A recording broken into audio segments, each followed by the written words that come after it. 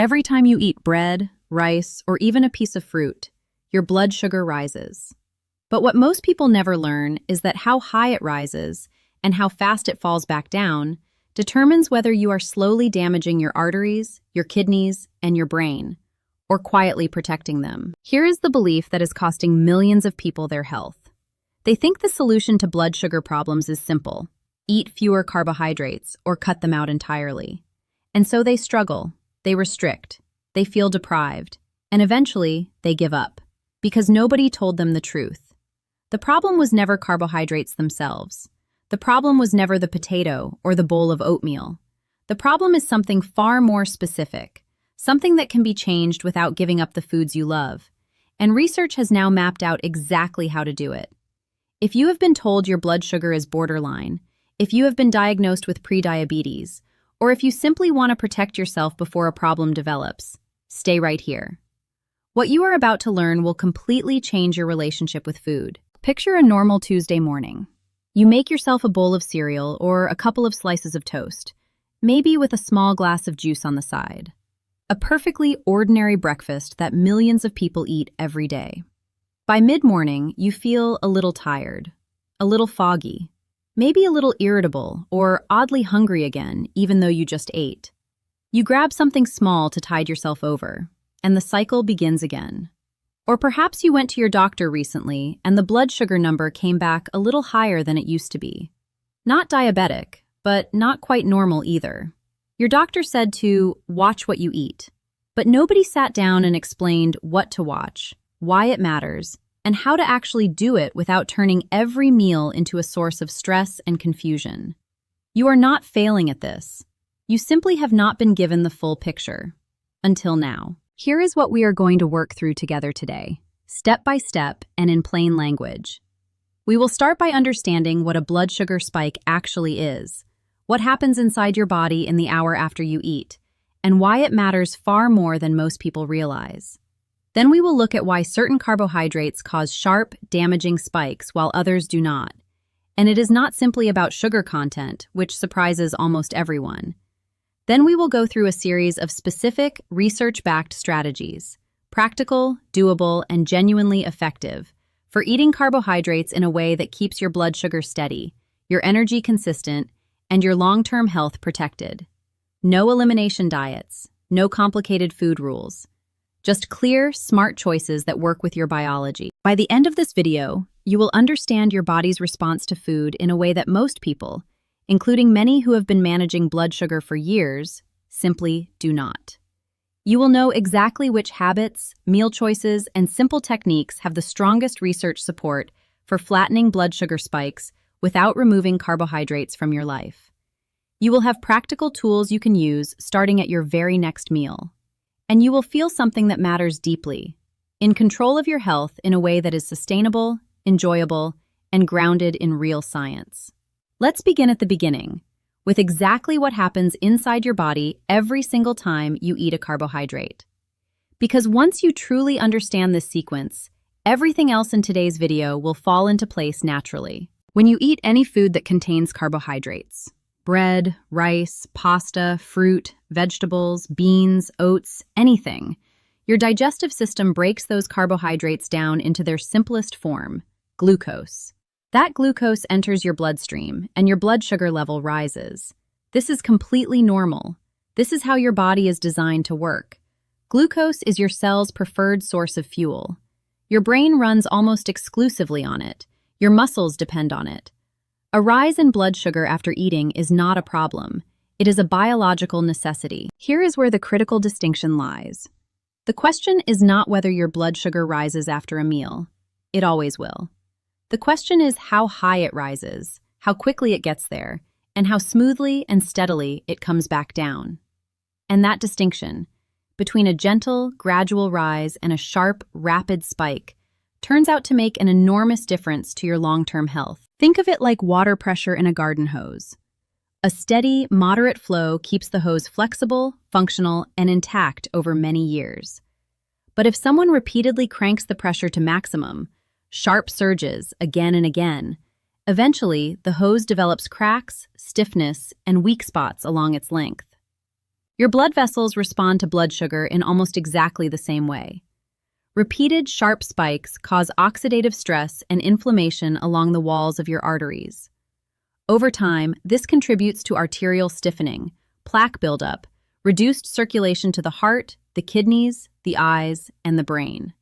This is the mechanism behind many of the most serious complications associated with chronically poor blood sugar control.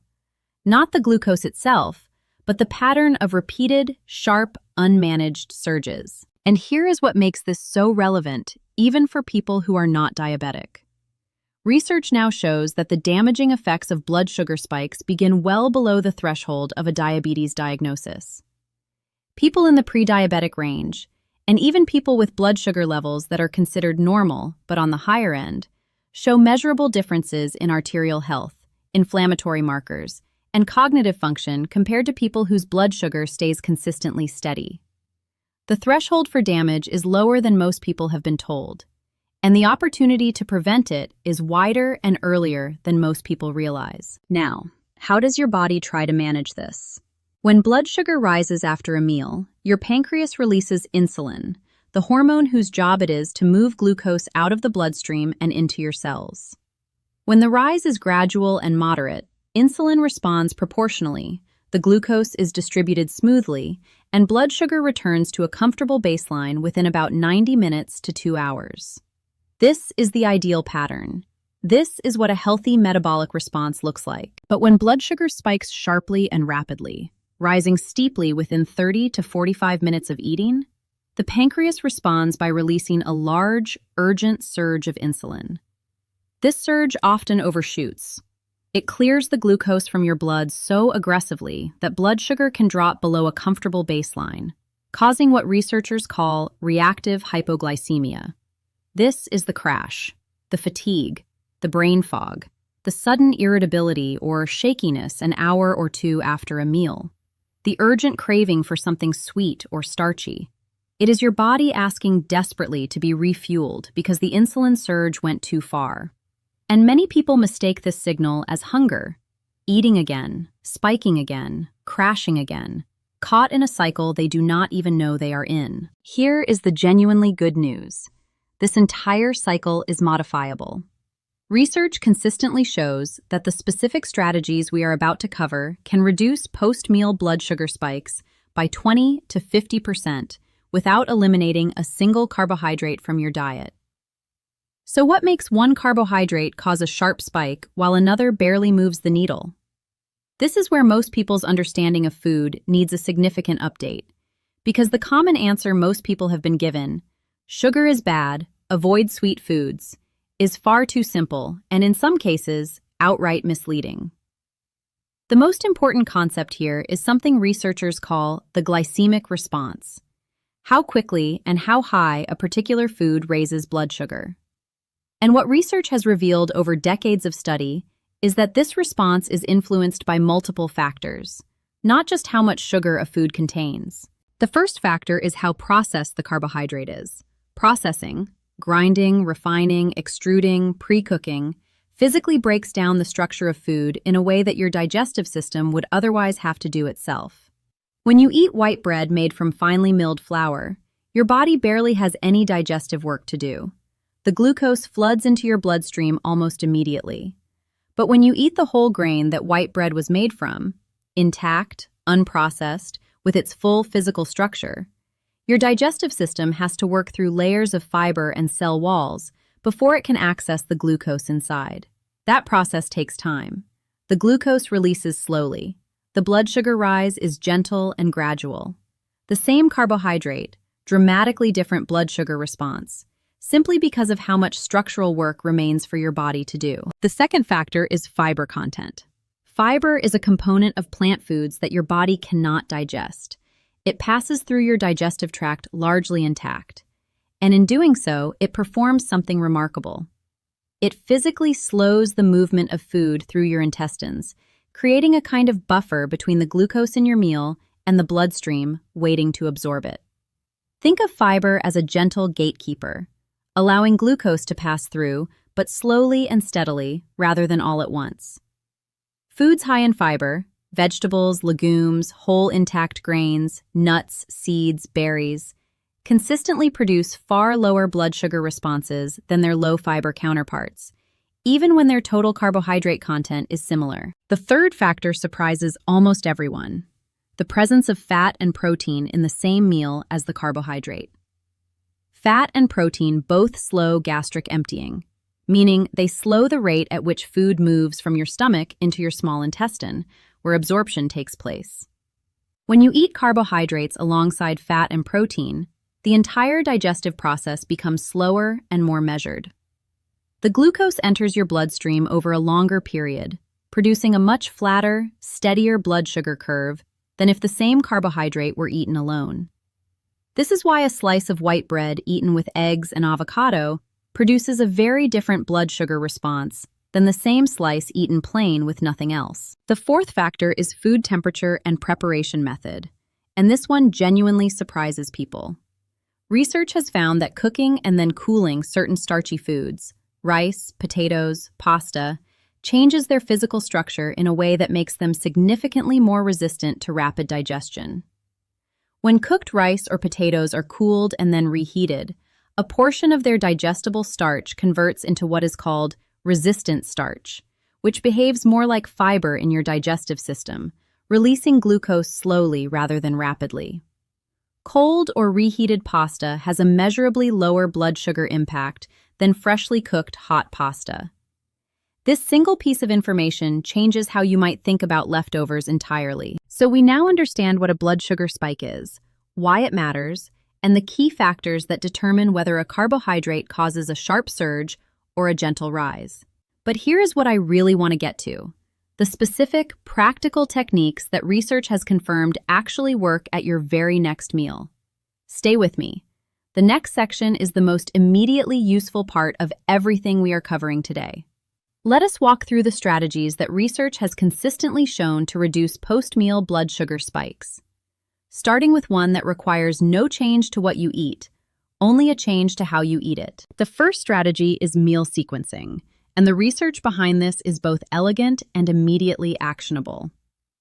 Multiple well-designed studies have examined what happens to blood sugar when the components of a meal are eaten in a specific order rather than randomly mixed together. What they found is striking.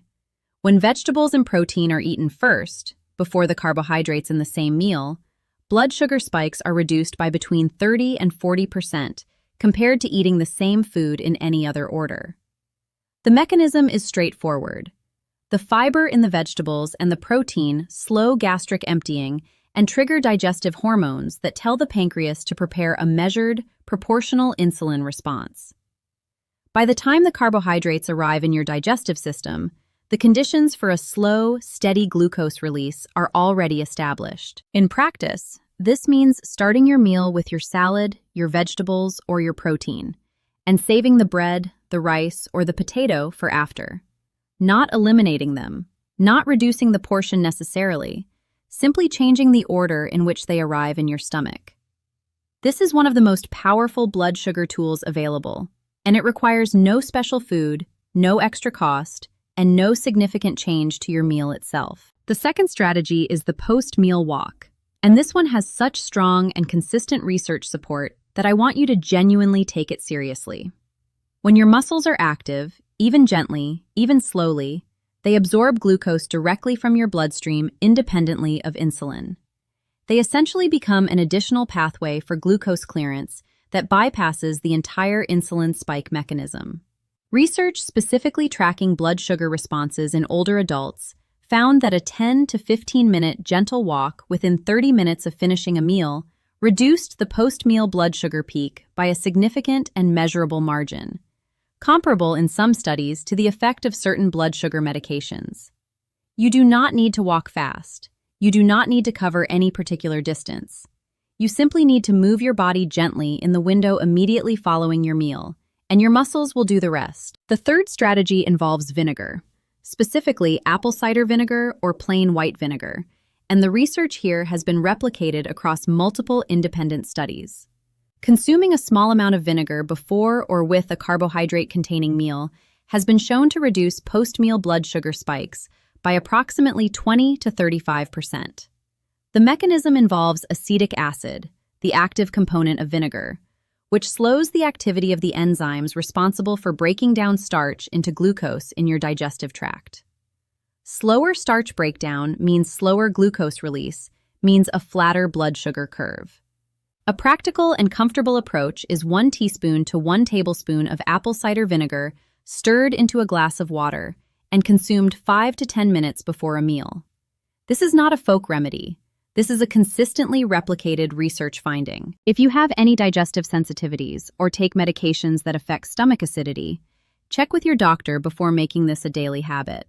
But for most people, it is a simple, inexpensive, and genuinely effective tool. The fourth strategy is managing the carbohydrate itself, not by eliminating it, but by choosing forms of it that digest more slowly. And this goes beyond simply choosing brown over white. Research has consistently shown that the physical form of a carbohydrate, how intact its structure is, matters as much as its color or its fiber content on a label.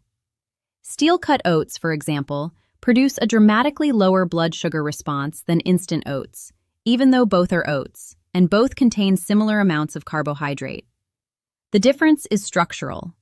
Steel-cut oats still have their physical grain structure largely intact. Instant oats have been rolled, steamed, and processed until almost no structural barrier to digestion remains.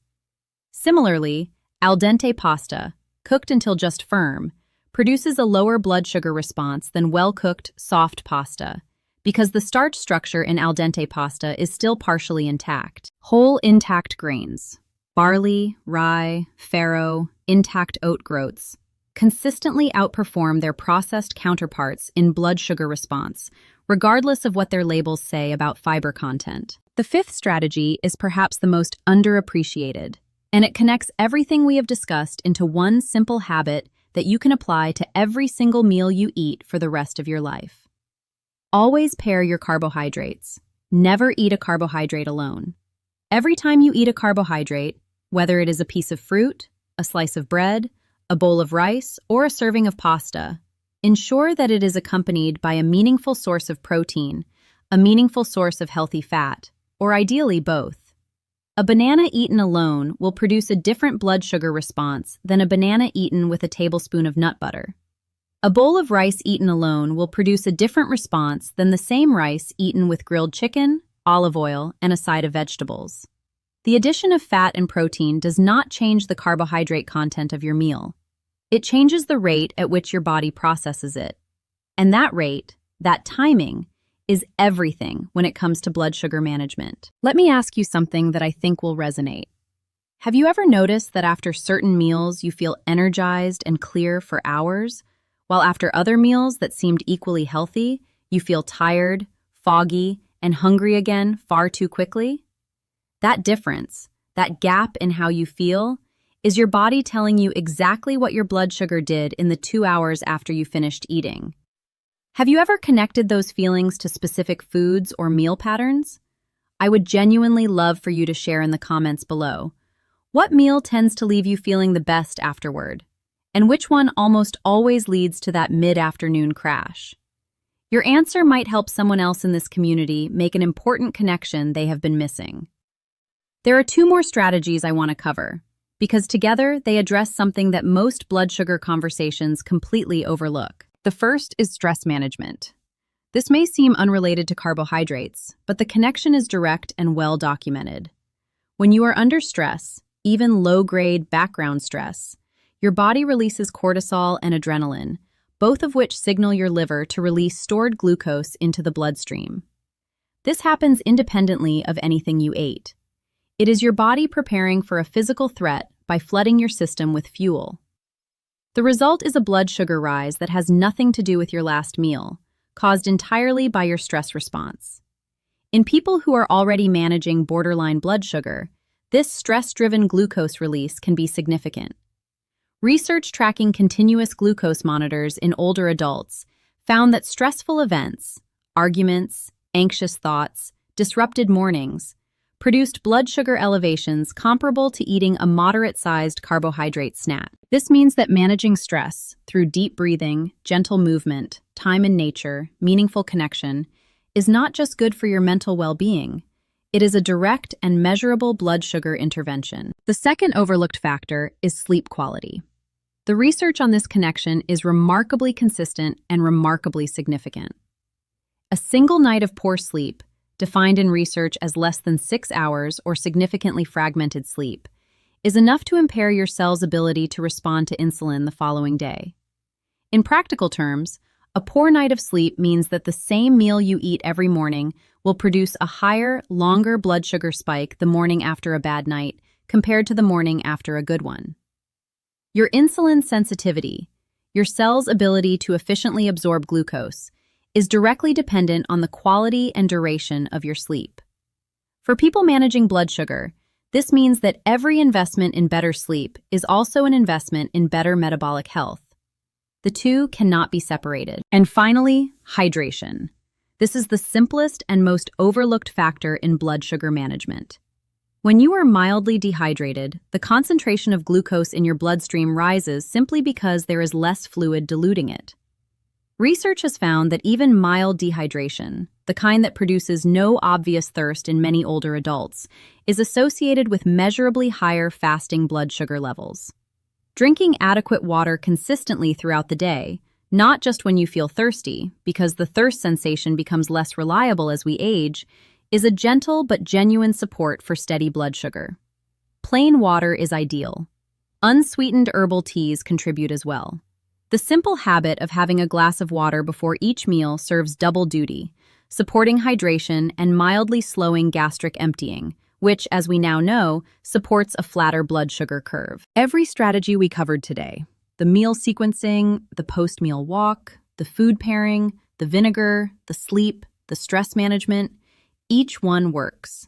Each one is backed by research, and you do not need to do all of them perfectly to see results. Starting with just 1 or 2 at your very next meal begins to shift your body's response in a meaningful and measurable direction. Now I want to hear from you. Of all the strategies we covered today, meal sequencing, the post-meal walk, pairing carbohydrates, the vinegar trick, sleep, stress, hydration, which one are you going to try first? And which one surprised you the most? Drop your answer in the comments below. I read every single one, and your responses genuinely shape what this channel covers next. And if someone you care about is managing blood sugar, or has been told their numbers are borderline, or simply wants to eat carbohydrates without the energy crashes, please share this video with them today. This kind of practical, research-based information changes lives when it reaches the right people.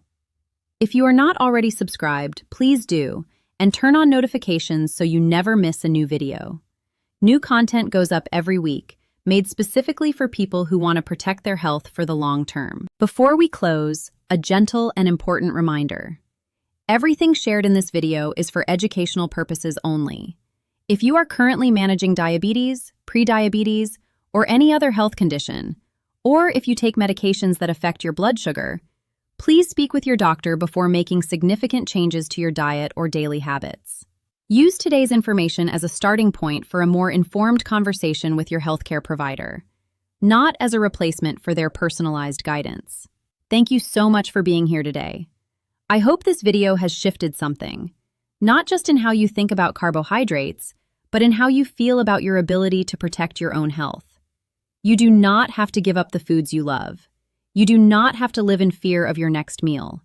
You simply need the right knowledge, and now you have it. Take it one meal at a time. Try one thing. Notice how you feel. Build from there. Your body is always responding, always adapting, always ready to work with you when you give it what it needs. Take very good care of yourself. I will see